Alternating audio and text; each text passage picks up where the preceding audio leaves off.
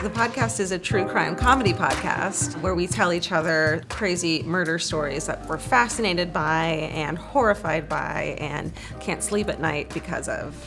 The humor is around our own anxiety with the horrible things that happen in the world, not around the things that are happening to the victims of the horrible thing. The thing that drives us, because there are times where humor doesn't really come into play. We're sick of murder. We're sick of the worst things about life. I do get sick of reading about and learning about murder constantly, and so some weeks I'll be like, I don't want to keep reading about these stories, and then I'll, make this story that I'm going to tell that week, and it's perfect. And in my mind, I think like, oh, I can't wait to tell Karen about this. And people always ask us, do you think you'll ever run out of murders? And I think what we've learned is, unfortunately, there's just a never-ending list of horrible people that we can talk about. Yeah, it's like the world's oldest profession is prostitution, but then the second oldest is a murderer. Yeah.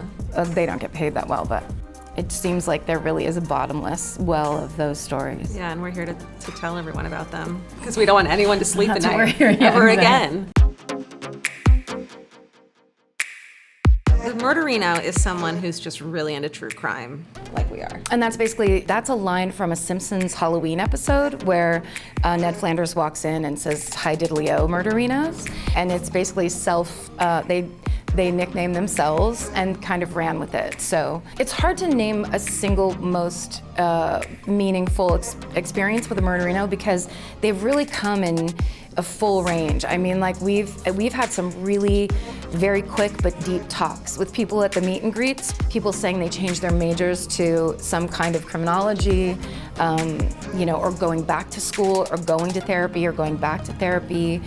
There's been a ton of those stories. We just started this because we like talking about true crime, and the kind of ripple effects are mind-blowing to us. When we meet Murderinos, they always say to us, I feel like I know you, I feel like you're my best friend. And it's like, well, you do know us. And it's always these cool women mostly that we would be friends with anyways. We're really lucky that our fan base is essentially women like us. And a sprinkling of super cool men. That's right. Extra cool. Yeah.